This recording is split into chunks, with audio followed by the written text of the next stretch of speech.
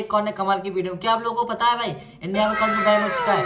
Lakes, Shinchan, Doraemon, छोटे भीम, भाई जितने भी कार्टून है वो बैन हो चुके हैं भाई। आप लोगों ने पहले भाई कार्टून देखा होगा, सोनी, पोगो, भाई इन पर कार्टून देखा होगा, बट अब इस चैनल ने भाई अपने चैनल कार्टून डालना बंद कर दिया है, क्योंकि भाई सरकार ने इस पर प्रतिबंध लगा दिया। तो वेल यार, आज की वीडियो हम डालने वाले हैं इसी वीडियो, तो आओ चलते हैं, लेट्स गो। में कई कार्टून शोज आया करते थे, कई इतने ही ज्यादा इंटरेस्टिंग शोज हुआ करते थे कि आज भी वैसा शोज नहीं आता। पर फिर ऐसा क्या हुआ, कितने ज्यादा डिमांड होने पर भी इन कार्टून शोज को बंद कर दिया गया? इसकी थी ये साजिश और कौन से चैनल ने ऐसा जानबूझकर किया? आज की इस इंटरेस्टिंग वीडियो में हम इन सब के ही बारे में कवर करने वाले हैं। तो आराम से इस वीडियो को लाइक करके खाते खाते इसे एंजॉय करो। तो गाइस इस चैनल को लाइक एंड सब्सक्राइब कीजिएगा, क्योंकि बहुत द फैक्ट चैनल को हम फैक्ट करने वाले हैं आज। तो जाके लिंक डिस्क्रिप्शन में दे दूंगा, तो जाके सब्सक्राइब कर देना बहुत द फैक्ट को।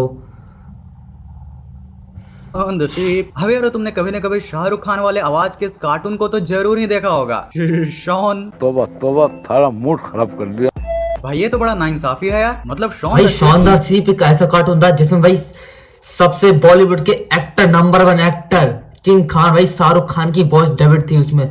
आई मीन वो इतना पॉपुलर हो गया ना इंडिया में कि भाई 180 देशों में भाई वो कार्टून बैन कर दिएगा, क्योंकि वो पॉपुलर हो गया ना इस चक्कर से। या तो 195 कंट्रीज में से 180 कंट्रीज में दिखाया जाता है, और वो भी सिर्फ एक ही कंट्री में कमेंट्री के साथ दिखाया जाता है। और जब उसी सेम इंडिया कंट्री में मैं उसकी कमेंट्री करने का ट्राई कर रहा हूँ, तो तुम मुझे चुप करा दे रहे हो। ओके, तो तुम्हें अब तक तो ये पता चल ही गया होगा कि शॉन द शिप एक ऐसा एनिमेशन हुआ करता था जिसको कि क्ले और स्टॉप मोशन के एनिमेशन के साथ बनाया जाता था। पर जितना इंटरेस्टिंग ये फैक्ट है, उससे भी ज्यादा इंटरेस्टिंग शॉन द शिप का बैकग्राउंड है। तो शॉन द शिप को जिन्होंने बनाया वो थे निक पार्क, और अपने कॉलेज के समय से वो बहुत ही ज्यादा टैलेंटेड एनिमेटर थे। अब देखो, कोई भी कॉलेज में टिकने के लिए तुम्हें अच्छी अटेंडेंस के साथ बहुत सारे अच्छे अच्छे प्रोजेक्ट्स भी बनाने होते हैं। भाई कौन कहता है, मतलब कोई, हाँ मैं मानता हूँ, आई डोंट नो, मुझे पता नहीं, क्योंकि मुझे पता है कि मतलब हाँ एनिमेशन बनाने में बहुत मेहनत लगती है, बिकॉज इतनी सारी डिग्रियां लेनी पड़ती है गाइस, एंड गाइस क्या क्या ड्राइंग करनी पड़ती है, एंड गाइस बहुत ही मेहनत लगती है उसमें कार्टून बनाने में, तो बहुत हार्ड होता है गाइस ये। हमारे निक चाचू कॉलेज में प्रोजेक्ट बना रहे थे, तो वहीं पर वो पहली बार बनाते हैं वैलेंस एंड ग्रोमिट को। अब आगे चलकर इनका ये शो इतना ज्यादा पॉपुलर हो जाता है कि भाई इसके 5 से भी ज्यादा मूवीज को थिएटर्स में रिलीज किया जाता है। अब इन्हीं में से इनकी 1995 की इनकी third movie a close save में पहली बार शॉन को दिखाया जाता है, जो कि ट्रक से भागा हुआ एक भेड़ होता है। भाई इस मूवी में वैलेंस एंड ग्रोमिट की इतनी बैंड बजाता है कि लोग लिटरली मेन कैरेक्टर्स को छोड़कर इसे देखना चाह रहे थे। आगे चलकर इसकी डिमांड इतनी बढ़ गई कि 5 मार्च 2007 को इसकी स्पेशल एनिमेशन सीरीज को लॉन्च कर दिया गया, जो कि भाई आज उससे भी कहीं ज्यादा पॉपुलर हो चुका है। भाई इस पूरे शो में मुझे शॉन के बाद टिमी बहुत ही ज्यादा पसंद था, छोटा सा नादान सा चिरकुट बच्चा। अब देखो, है तो ये एक फ्रेंच एनिमेशन जो कि ऑगी से भी 1 साल पहले इंडिया में आ गया था। हाँ, पहले निक चैनल और फिर सोनिक चैनल पर। भाई तुमने तो ऑगी इन द कॉकरोच देखा होगा, जो कि पोगो एंड सोनिक पर आया करता था, एंड गैस ये भी आया करता था, बिकॉज ये बैन किया गया क्योंकि ये और कंट्रीज में जो पॉपुलर हो गया था ना, तो इसमें भाई बैन कर दिया गया, क्योंकि इस चक्कर से ये कार्टून बैन हो गया। एक बात तो ये थी कि जब इसको मेन समय पर दिखाया गया था, लाइक जैसे दिन में मेन कार्टून को दिखाया जाता है, तब तो ये शो खास पॉपुलर नहीं हो रहा था। बट फिर जैसे इसकी टाइमिंग रात और सुबह को की गई, तो सुबह और रात की शांति में बच्चे इसे काफी पसंद करने लगे। और यार इसी की वजह से ये काफी सालों तक इंडिया में चला। मैं क्या आपसे एक क्वेश्चन पूछ सकता हूँ भाई, आपका बचपन का कार्टून फेवरेट कौन सा है भाई, बताओ। भाई मैं अपना फेवरेट कार्टून बताऊँ, मेरा फेवरेट कार्टून है भाई छोटा भीम। भाई बचपन से मेरा छोटा भीम कार्टून है favourite. And guys Motu Patlu भी सेकंड नंबर पर, मोटू पतलू भी आता है। एंड गाइस तुम्हारे भी होंगे कोई ड्रीम, कुछ मतलब फेवरेट कार्टून्स।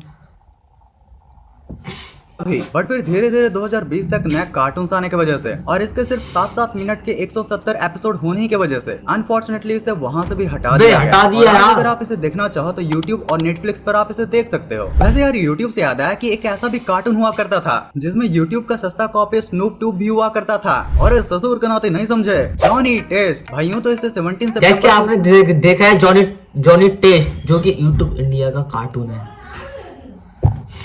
2005 को लॉन्च किया गया था, बट इनके मेकर को भी शायद ये कहाँ ही पता होगा कि इन्होंने एक ऐसा कार्टून बना दिया है जिसमें आगे चलकर भर भर कर चीप कॉपीज एंड पैरोडीज को डाला जाएगा।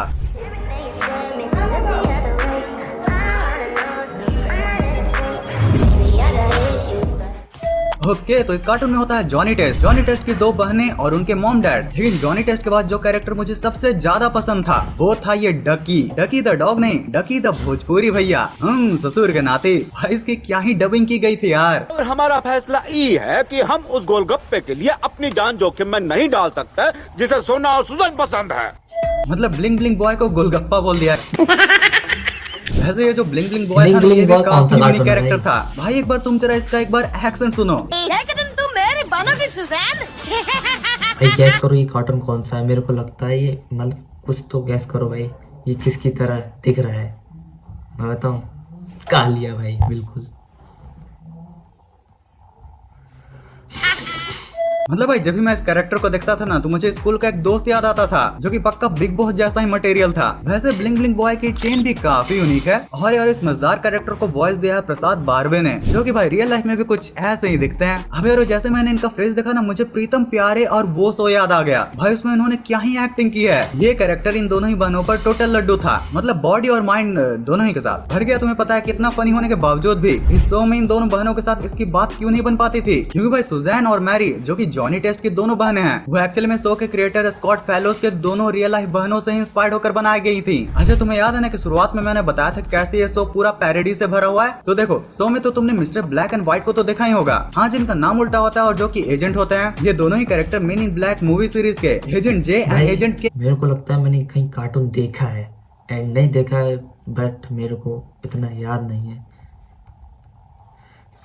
की पैरोडी थे। इवन टॉम एंड जेरी के जैसा ही एक एपिसोड में हमारा जॉनी टॉम एंड जॉनी भी बन जाता है। अब पोकेमोन शो के जैसा ही इस कार्टून में टाइनी और मॉन का भी एक शो आता था जिसमें कि भाई भर भर के पोकेमोन की भाई मैं पैरोडी। ये बात तो 100% श्योर हूँ कि जो टॉम एंड जेरी कार्टून था ना यार, बहुत ही बढ़िया कार्टून था भाई। बचपन में मैं पहले यही देखता था टॉम एंड जेरी, जो कि यार एक रैबिट एंड एक कैट की भाई क्या दोस्ती थी एंड फाइट भी होती थी, मतलब साथ रहते थे वो।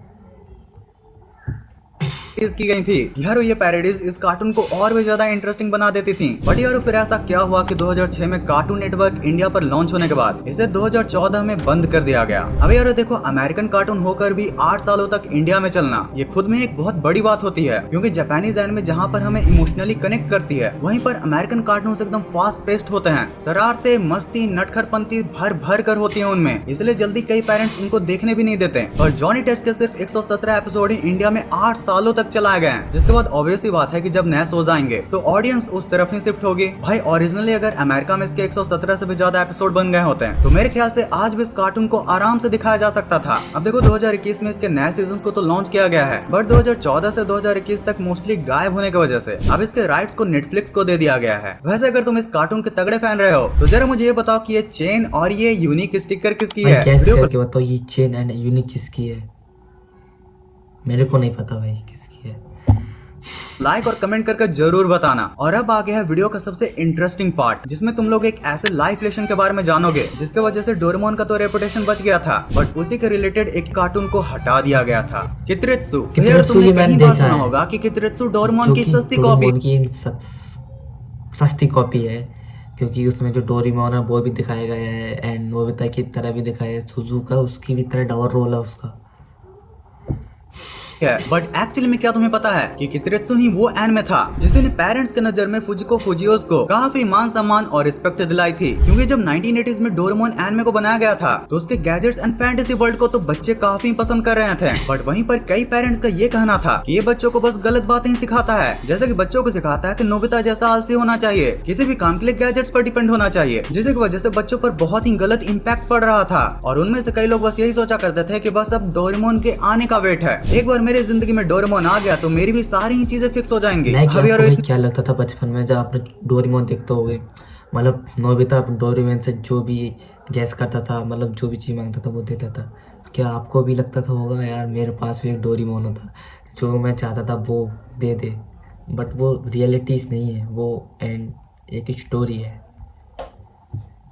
एलिगेशंस को शांत करने के लिए फुजिको फुजियो 27 मार्च 1988 को एक ऐसे एनिमे को लॉन्च करते हैं जो कि इंटरेस्टिंग के मामले में तो था तो डोरेमोन जैसा ही, लेकिन वो बच्चों को डोरेमोन से भी ज्यादा अच्छी अच्छी बातें सिखाया करता था। जैसे कि इसका जो मेन कैरेक्टर होता है वो बहुत ही ज्यादा हार्ड वर्किंग होता है। अब यार देखो ये पेरेंट्स के बीच में तो पसंद आने लगा, बट यार जापान में ये एनिमे सिर्फ 8 सालों तक ही चल पाई। जिसके बाद फिर जब इसे इंडिया में भी रिलीज किया गया तो स्टार्टिंग से ही बच्चों के बीच में काफी पॉपुलर हो गया और स्टार्टिंग में बच्चों ने इसे काफी सपोर्ट भी किया। बट फिर धीरे धीरे जैसे जैसे इसके एपिसोड्स बढ़े तो फिर एक बहुत बड़ी गड़बड़ हो गई। Doraemon versus Kiteretsu. Yes guys, starting में तो डोरेमोन जैसा होने की वजह से इसको काफी अप्रिशिएट किया जा रहा था, बट फिर जैसे जैसे इसके एपिसोड्स बढ़े लोगों ने इन दोनों को कंपेयर करना स्टार्ट कर दिया। अब देखो किसी ने बहुत ही सही बात बोली है कि किसी चीज की अगर वैल्यू घटानी है तो उस चीज को उससे बड़ी किसी चीज से कंपेयर कर दो। अब देखो कित्रेत्सु था तो बहुत ही बढ़िया सो, बट यार अगर तुम उसे डोरेमोन के साथ कंपेयर करोगे तो एक समय के लिए तो तुम शायद कित्रेत्सु हाँ वो मानूंगा बिकॉज बढ़िया था, पर डोरेमोन के साथ कंपेयर कैसे किया जा सकता है क्योंकि वो कुछ अलग ही कार्टून था, उसमें जापानीज कैरेक्टर थे एंड और भी कुछ था, एंड उसके साथ जो दोस्त थे वो कित्रेत्सु के साथ नहीं थे। तो ये मानना पड़ता है ना, लाइफ में वो चीज़ें आती हैं जो हमारे साथ हमेशा चीज़ नहीं होती। ये बोल सकते हो कि नोबिता उसमें आलसी है और कित्रेत्सु हमारा हार्ड वर्किंग। बट भैया मूवी का